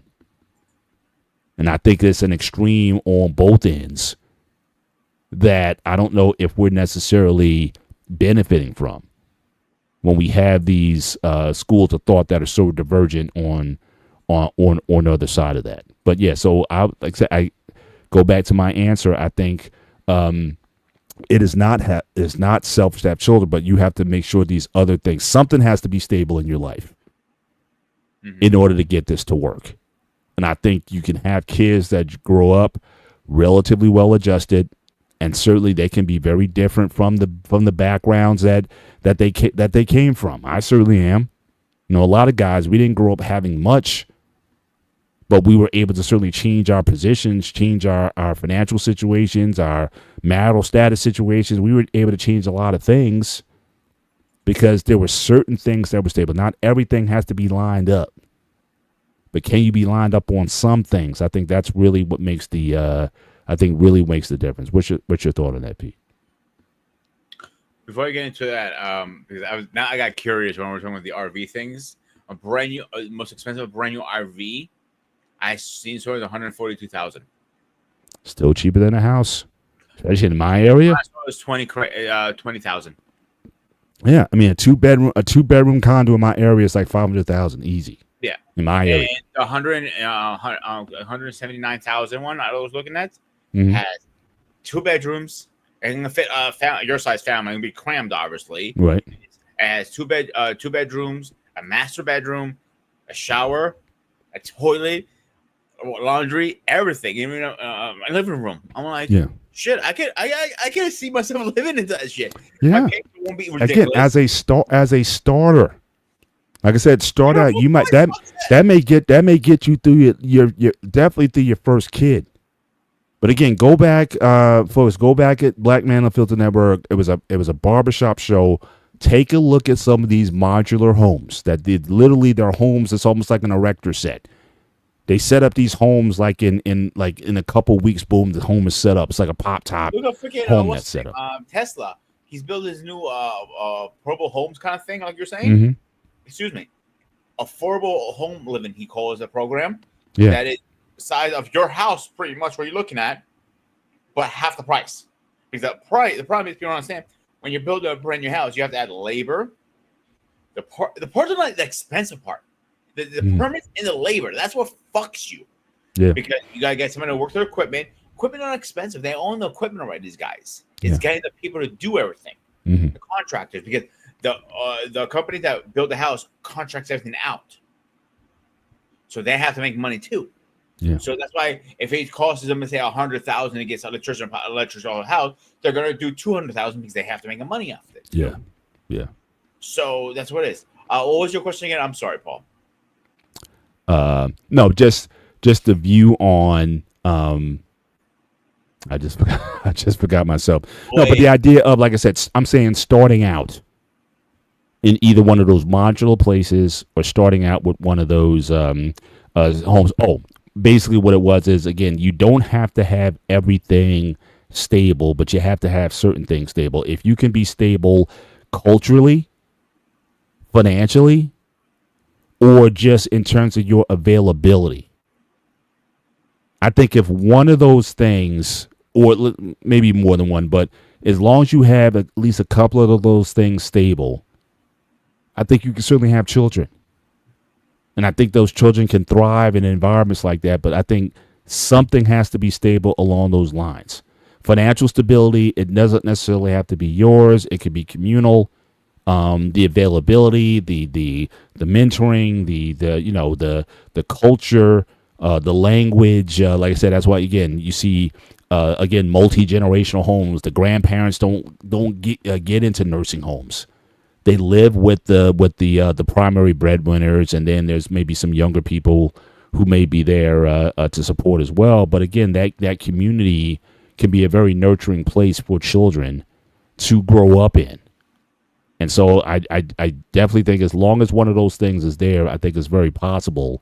And I think with some of these communities, they're proving it, and which is why, again, the demographics of the country are changing to such a degree where they are not only growing in population, but also, they could be growing certainly in power and in influence because they've been able to maintain, even though they, have similar problems, they've been able to maintain themselves because of that structure and values that they have. So culture, yes, you need that. You definitely do that because if it depends if you're into a relationship that is two different cultures. So you got to find a balance in that. Definitely. Financially, of course, you need to find some kind of balance. Make sure the lights are on, who's paying the bills, so something like that. I think housing, obviously. I think you get 3 out of 4. You're in super great condition. Yeah. You get only 2 out of 4. You get 4 out of 4. Shit. Yeah. I like to meet how the fuck you got that done. I don't want to meet an injury over your shoulder because as a man, 4 out of 4 starting a new relationship with a new family, with new kids and everything, it's hard as fuck. And you know that better than I do, Paul, because you had kids way before I even thought about kids. Right. So me being a single man who's been in a relationship with a woman who has kids before, I was able to do 2 out of 4. Right. Now, let me ask you, how was she doing it, I guess, before you got there? So she had kids, multiple. She had multiple kids. But she was, how was she able to pull that off? So the first one was, she got knocked up having, her first one raw dog in it. You know what I'm saying? Mm-hmm. She married a guy, she said to me straight up, both of her exes have money. They had money. First one says they had money, but he was a mama's boy, lazy. She, the butler was doing everything. She goes, I couldn't live like that. And she was out. She literally jumped on a ship and on a plane, and came to the States. Yeah. Because she was already had American citizenship. So she got divorced, like that, blah, blah, blah, whatever. Now her second ex came in the picture. maybe a few months later, she said to me, and she told me, so I have a daughter, blah, blah, blah, whatever. Got married. So she had her first daughter, no, her son, and her second daughter back to back. So they only separated by a few months. Then years later, she had her youngest, a couple years later. And I always asked her, and this is the part I never understood. When it came to her fourth, from her third, she had to count it. From her third to the fourth one, they were having problems already. Personally, I would not get in someone's bed. They were at that point they were sleeping in separate bedrooms. But at night, she purposely got in the bed. And she goes, "Why?" I asked her, "Why did you have another kid with me if you already had a problem?" He goes, "I'm stupid." That's all her response was. "I'm just stupid." I think it's more to the story than that. She admitted to me once that she cheated on him. I personally think that kid, the fourth one is not her, not his, it's somebody else's. Oh, wow. Yeah. That's my personal opinion. Right. That's an opinion, of course. I don't have no evidence to prove it. So anything like that. But over the years, she told me I never had to work. Towards the end, she had to work because they're done with each other pretty much. Right. And her first job was in her 40s. First job. She was always spoiled. She said it. Her mom and dad used to get her everything. Her first husband used to get her everything. Her second husband used to get everything. I was the one who said no. She did not. She was like, she looked at her like, "What do you mean no?" Like, yeah, you heard me fucking. The answer is no. I'm not doing that shit. We can't fucking afford it. When I said no, it was like Jesus that came back from back to earth. It was like incredible. Like, really? How do you say no to me? Like, simple, no. So, how she did it? She had a rich husband. Her first husband had property and all that stuff. She was taking care of it that way. The second one, same concept. You go the first several years, he really didn't have to work, but he would just keep himself busy just for spending money. People were sending him money from DR. He had enough money. He didn't have to live in America. He could live in DR very comfortably. But he picked the States. Yeah. So it sounds like it's still on some levels. And again, I wish nothing but the best for the kids. That's an unstable situation. You know what I mean? So she's been married twice, and she has kids by possibly two other men on top of that. Again, what kind of environment that creates for I guess for the children that she has. And now she's in a position where I guess she doesn't have anybody, or certainly after you guys broke up, that, I don't know what her situation was after that, but certainly now. It's funny you mentioned that, Paul. It's very funny you mentioned this. I think it's hilarious, actually. So one day my phone rings. I didn't recognize the number. I go, all right. It was a New York number. I was thinking maybe something was going on with my dad because I get a lot of unknown numbers from New York from my dad. All right. So I answered it. All right. I'm like, I go, hello. He goes, somebody pronounced me with my first name clearly. Like, nobody pronounces my name Panayotis clearly if you don't know me that well. Like, you do it because you practice. Close friends like CQ does it. King doesn't even does it. Right? He knows me for years. Right. It threw me up like, who the fuck is this? And you know how I talk, Paul. You probably, I would say that. He goes, "This is Lizzie." I'm like, click. She called me back like 10 times. I blocked her. She changed. She got a different number or what. She was trying to get hold of me really bad. This girl. I'm like, so eventually she gets. So I'm like, I finally gave in. I'm like, you want to talk? Let it out, whatever. So she's telling me she got remarried, blah blah blah. And I heard in the grapevine she got remarried after 6 months. We broke up, whatever, right? And I was having a conversation with CQ. I had a conversation with King. I had a bunch of people, like even David actually. And they go, "Why is she calling me?" Because and everybody's saying the same thing. She's probably so unhappy in her marriage right now.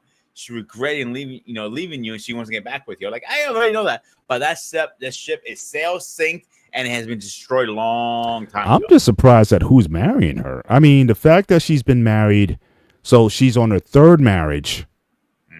Unless she hid all this stuff from the guy, and she's had multiple relationships over time. The fact that you have certain people, certain women, it seems like they have no problem getting married. I don't under So I don't understand. it gets even better. Her background story.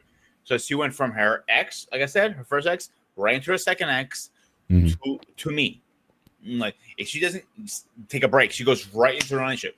Before it is actually done with the relationship, she's already into the next one. Already set the seeds for the next one. Mhm. So that makes sense to me. You need time for yourself to to Well, not only recover. that, I'm talking about the guys coming into it, like you. Like, what was the when you met her? She was a 2-time divorcee with kids. How No, many kids she she had at the wasn't. time? She Huh? was one time, but separated at the time. She was about to get divorced. Okay. Well, yeah. I mean, it's Yeah, I would still same thing, really. Yeah, say that same thing. So, and how many kids did she have at the time? she had four. 4 kids, Yes. 2-time divorcee.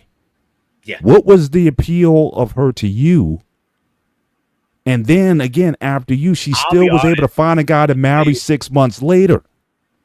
So originally, we went out for drinks, and originally we were talking, and she's telling the whole story, and I told her I'm blunt, I'm blunt. I told her, listen, I'm not looking for a relationship. I'm like, if you want to bang, let's go bang.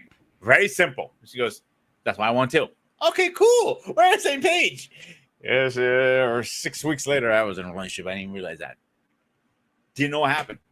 She had a body on her. I care about that. She was a very beautiful woman. Like, That's my only thing. Either she had yeah, to be so hot, or something about, I don't know. Was it to blame it on the sex or whatever, that she's able to? it She's was a like a combination mermaid. of three things. It was she was hot, sex was fucking awesome, and I could talk to her about everything. And the other part of it, I think it was when she came to my life, a lot of things were happening. It was like everything's falling apart in my life at the moment. You ever go through this point in your life, like shit, everything's falling apart. It doesn't matter what you do to try to put back the walls back up. You put this wall, oh shit, this one down. Then oh no, hang, I put it. Oh, hang on, put this one up. It was all these walls are coming at me. Emotionally, I was fractured, and I did not know that at the time. Hmm. So my dad was run over by a car. Then my parents were separated officially, finally. Hmm. Then Hercules passed away, my dog. You know what I'm saying? Hmm. So then I was getting into a new job, so I was not welcome with open arms there at all. But and I ended up kicking anybody's ass, and that's a whole different story. But it Hmm. was that's only the tip of the iceberg. And she came into my life at that point. You know what I'm saying? Right. But I'm That I saying, was but she's had it 4 different, at least. I wasn't We're not even thinking counting all all this that. stuff. I'm saying not you. I'm saying just in total. The fact that I'm sorry. this woman has been able to be married at least 3 times and have these long-term relationships in the middle, knowing her marital history, knowing the fact that she has 4 kids by multiple men, all that drama, and still she's able to attract. So either, again, she must be you talk about hot, that's probably like an understatement, extremely hot, or that, like you said, the sex has got to be like, off the charts or something. But even then, to marry her though, you know what I mean? Because guys can go on and say, guys will smash, but to then take it to the point where you want to live, so you're basically taking on her family, taking on her kids, taking on all these other things that go on with it. You're not the only one, is my point. That there've been other men have been willing to take it on, and I'm just trying to get into the mindset of, why would a man walk willingly into that situation when he could have just left it at the smash level, which again seemed like she was on to, but I guess they just felt that it was just too good to let go. I don't know. Like I said, she's like a mermaid. She lures men to the depths and drowns them, and it's like you were able to get out before you got drowned. But certainly, I mean, that could have been a situation with you. That could have been a situation with you as well. But again, that might be a conversation we may have to have offline to talk about. I'm just saying. I mean, guys are starting to make decisions now. It's like, avoiding baby mamas and avoiding different types of people or whatever. But she Cat, still is able to. look at She's kind of still cat. able. She's still able to nab But them. this is the part I told her in terms of the end of the conversation, and obviously she wanted to like I felt that conversation needed to happen because we never both had our closure when we ended a relationship, And I told her my piece, and she didn't like what I said. I didn't give a shit, to be honest with you. And I told her straight up, like, listen, if I was your husband right this moment, find out you're talking to your ex-fiance or ex-husband, whoever, you'd have been a dead woman right now. I told her straight up. Because you would be on the fucking street and trying to figure where you live. Because I would have ripped your ass apart about it.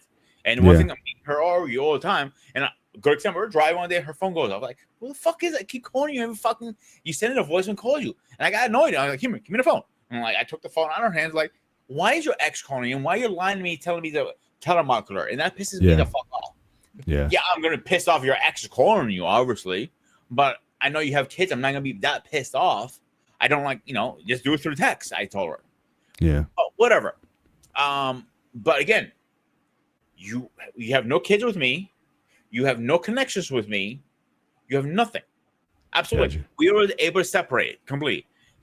Maybe you can pick the dog because we bought the dog together. But end of the day, he only listens to me. She knew she couldn't take him because she wouldn't listen to her. Yeah. And I wouldn't let her take her, to be honest with you, Paul. Right. What was that? Hey man, like I said, we can take this over time. We're at nearly at the 2-hour mark, so we want to end the show. Yeah, Marine Mindset sense, kind of like Jennifer Lopez, but again, Jennifer doesn't even have kids, so the fact this woman's still to pull this off and have kids in tow and still got guys going after her, like I said, she must be a mermaid. But let's get into again final thoughts, certainly as we wrap up the show. So again, I'll just start off. Again, is it selfish to have kids if you're not financially stable? Again, that's a very nuanced question. I think you need certain things stable: cultural stability, personal availability, and I think as long as you have those things, I think it's certainly possible. I don't think you need to have 6 figures to have kids.